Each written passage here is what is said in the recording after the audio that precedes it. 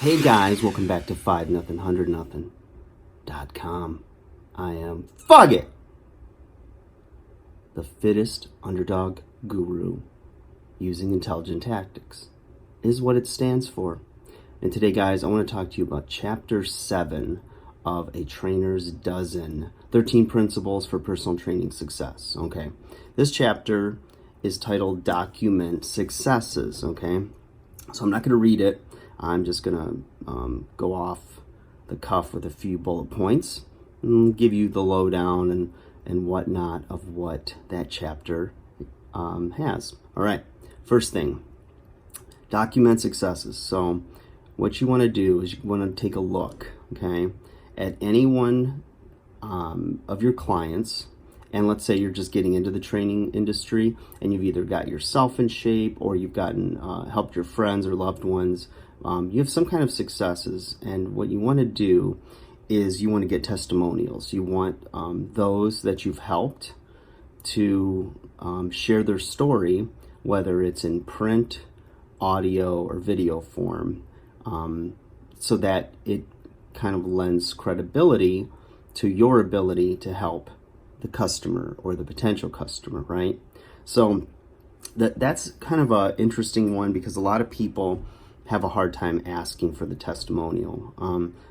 There's times where I've had clients that had amazing successes and I never asked for testimonials. And so years later, I started to go back and I was like, you know what? I keep reading and being told by mentors that this is important to do. So I was like, you know what? It was like pulling teeth with me. So I had to ask. And when I did, every one of them was fine with it. They were like, hell yeah, you've helped me so much. I couldn't have done this without you, whatever, right? And so it was interesting when I started getting the written testimonials from them. I mean, what I thought they might say or what their perception was, it was it's an understatement. Like, they were so kind and really saying my praises. It's very humbling. It's very touching. Because you really don't know how much you really impact somebody, because most of us aren't going to be so over the top unless you're a real touchy-feely emotional person. You're not. Most of us don't do that. We keep it in check a little bit, or we don't want to gush so much. So that's definitely a big one, is ask for testimonials. Another one is get pictures, right? That's like the biggest thing, is that there's people that will read a testimonial, and then there's others that are going to be more inclined to look at a picture, right? So if, usually when I have somebody start in a new phase or new plan or something that we're expecting radical change, I'll encourage them, listen, you don't have to take the pictures with me. You can take them fully clothed. You can take them in like, beach wear, whatever it is that they're comfortable with. I encourage them to do both, though, because once they get the results they want, they're not so ashamed. In fact, they're proud to show what they used to look like, because they don't look like that anymore. But taking the pictures now that embarrass them or horrify them or shame them are it's their current reality. But once you take them, sometimes anchoring to that pain for them reminds them of why they're not going back, why they're not just going to hide behind sweaters and jackets and, having to go to that next size in the clothing store, whatever it is. And then for you, it gives you amazing social proof that what you're doing really works. And it works because you've either done it for yourself or you've helped do it for others, and you've trusted in the process and you want to help other people. So there it is. All right. So the pictures are big. If you can get people to do that, that's a huge one. And with our phones being amazing cameras that they are, you should get some amazing pictures now. All right.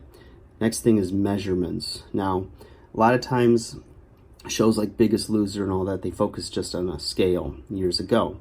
And the scale is one thing, but what I noticed, if you've been in this industry for any appreciable amount of time, is that the scale doesn't always give you a fair representation of what's going on with their transformation. So they could be putting on muscle mass, which they probably needed a little bit of muscle, and in turn, their body's transforming where they're losing adipose tissue or body fat, but their body's replacing it with muscle now, which is going to be long-term better for them. And as the body fat comes down, they're going to really like the shape of their body with the muscle. So it changes the shape of the body. I've always compared it to like, if you don't like the shape of your body and you're shaped like a pear, and you just simply do diet and some extra activity, but your shape was like that, so to speak, and then it's just going to go to a smaller pear. So a lot of times people want to look like an apple, where it's like a little bit more on top, a little bit more narrow, taper it down. So that's where the strength training comes in, and that requires that they're going to, for a lot of people, put on some muscle.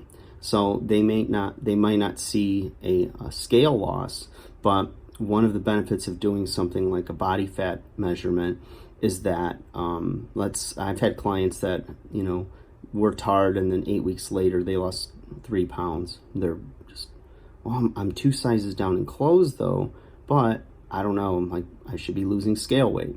So then we do a body fat assessment and see that they've lost 5% body fat or something and gained 4 or 5 pounds of muscle. And then it makes sense to them. It's clicking what's going on in their bodies. So you got to do a bunch of different variations of measurements. That way you have more evidence or more to point to if something's not working.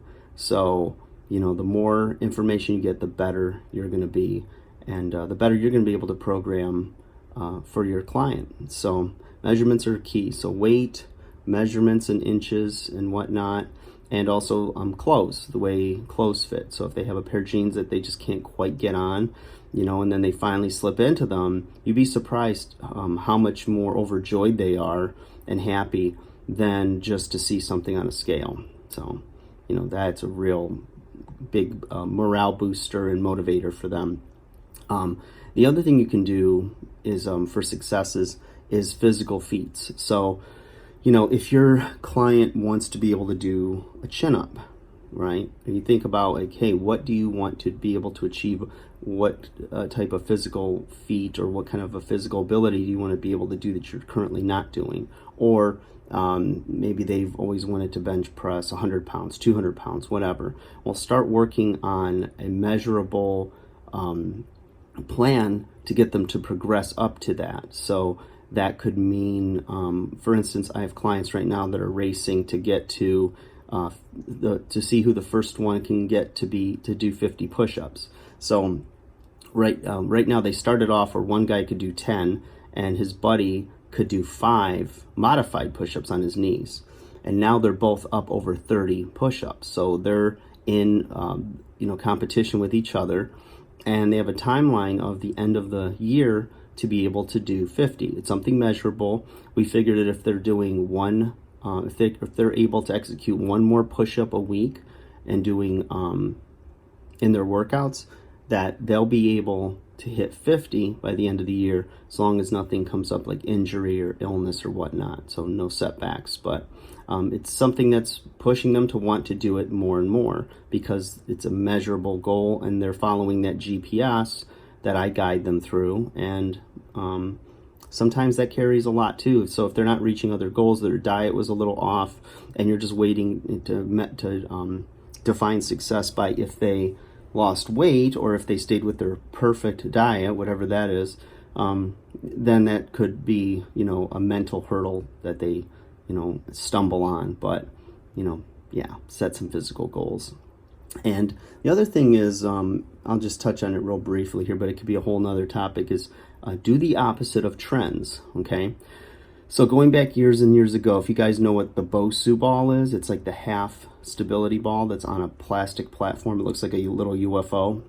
So when Bosu ball came out, everyone was jumping on a Bosu. This is the greatest thing. We have to have all Bosu classes. You do Bosu for everything. The same thing happened with TRX. The same thing happened with CrossFit, where we, overreact in the short term, and everything is about that. It's the cure-all for everything.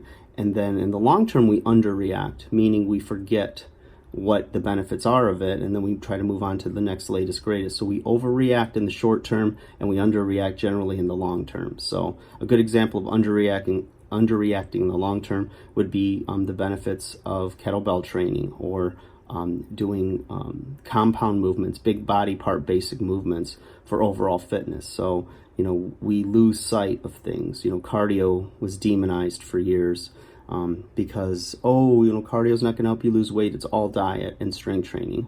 Well, it's a combination of all of them. So they all have their place in the puzzle, okay? Like, share, subscribe. Hope you guys enjoyed that.